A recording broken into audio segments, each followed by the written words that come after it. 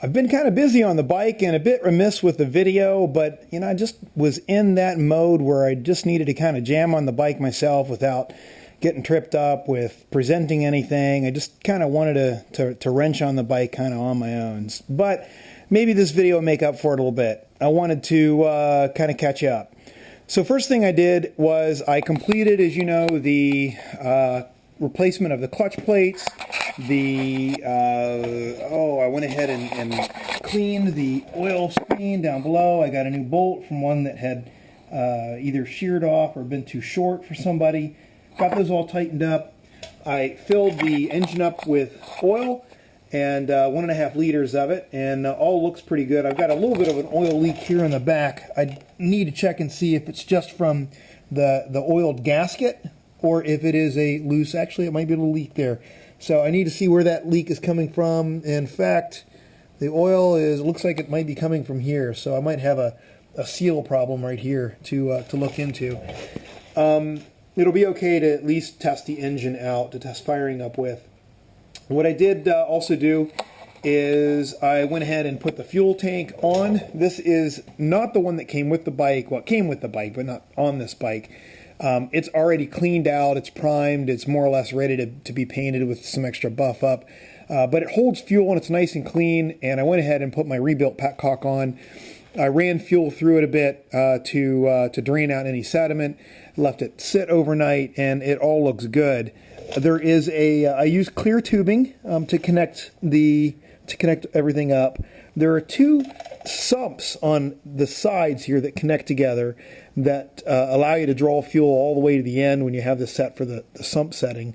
It's in off position right now, so no fuel is coming from the sumps or the tube that sticks up into the main lines that go to the carburetor. And I've got those turned off on purpose. I'll turn them on when I'm ready to test the engine out. I did buy new air filters. These are not the ones. I'm not ready to put them on yet because I wanted to leave this kind of open right now while I test the engine's operation. What else did I do? I replaced the handlebars. I got brand new handlebars. These are the short type that are replicas of what came with the bike.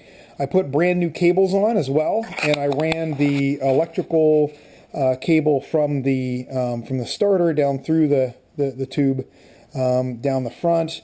I did not do the same thing with the electrical that goes to the horn and light switch. It just was going to be kind of a pain in the ass to run through there.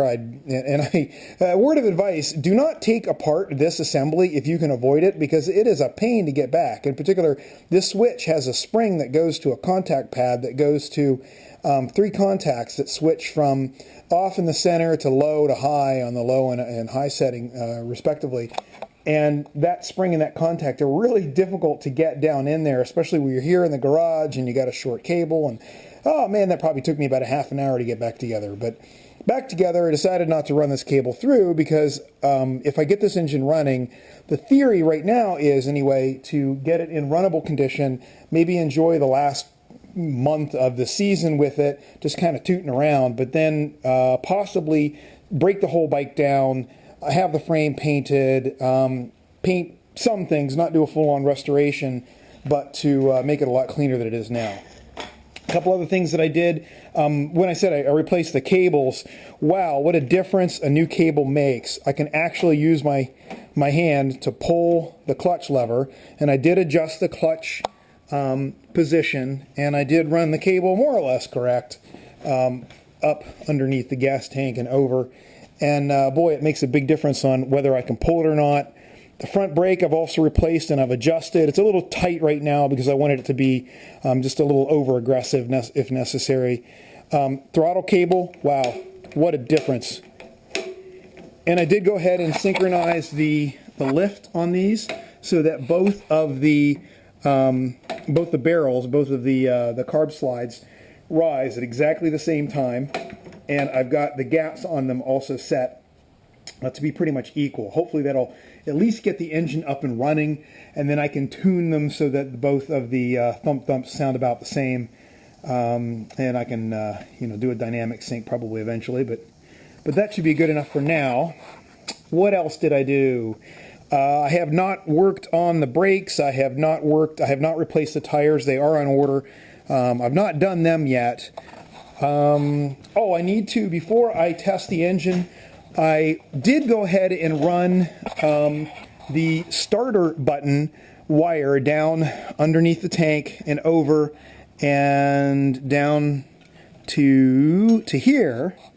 And because now that I have correct distance on the stock wire, I'm just going to go ahead and pull this jumper off, solder this to the connector, and then have that done. And then I'm going to go ahead and run this line, instead of it being just banana clipped up to the battery. I'll go ahead and run a more permanent wire up from the switch down to the starter, just so that I can have some help whenever I am cranking the engine to see if it starts. And I think one final thing to say is I do have a little crack on the left muffler. It's inside of here underneath this band. So I thought I'd go ahead and put the band over it just to see if I could compress it closed a little bit. It's not going to matter for my tests here, but while I was at it, I went ahead and put that on. So I think that pretty much gets you caught up. If you have any questions about putting new cables on, I found them to be really straightforward. Just use your mechanical mind to basically you screw these in so that it shortens the pull on the cable. You press in here and you pop the cable end off, and you do something similar up here. You make it short enough that you can remove the cable through this slot and pull it out and up, and then you run your new cables and you do the opposite of that. So that was pretty easy. I believe that's it. So hopefully that catches you up on where I am as of today. And hopefully the next thing you see from me is an attempt to start this thing up.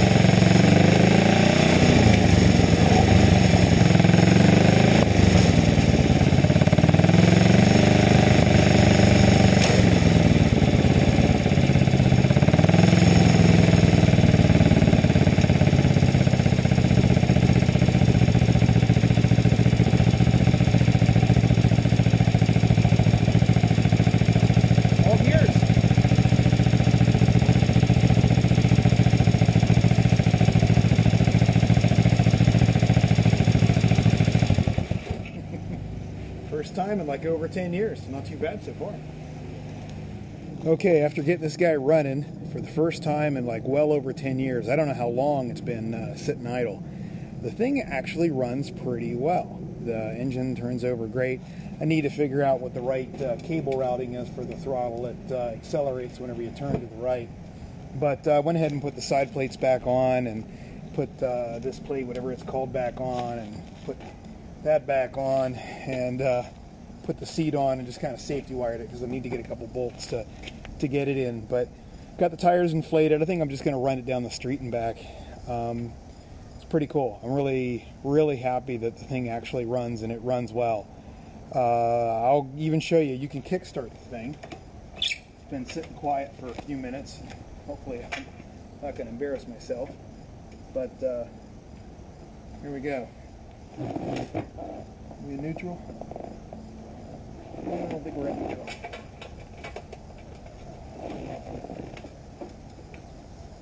Now we're in neutral. Alright, here we go. Look at there. First kick. Got the idle down to what it says is about 1500 RPM, maybe 1600. It seems about as low as I want to go on it right now. But it seems to be running fairly smoothly. I've tweaked each one of the carbs so that I'm getting about the right torque out of each one of the cylinders as it goes through a cycle. And brakes appear to work. Looks like the back's a bit squishy. I'll tighten that up a little bit, tighten the front up, and I'll be real easy here in the lot. Let's see what we got. Maybe I'll turn the camera so it's a little easier to see me, hopefully not fall flat on my face. How about like that? Yeah. First aid off. Up, and bam.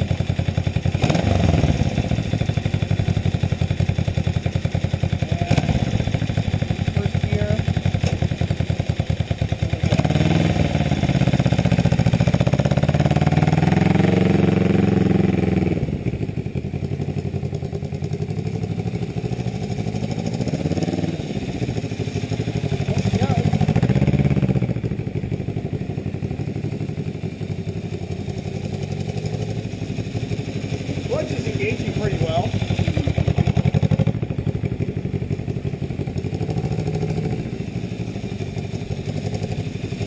It's slipping okay. Let's see if I can front brake.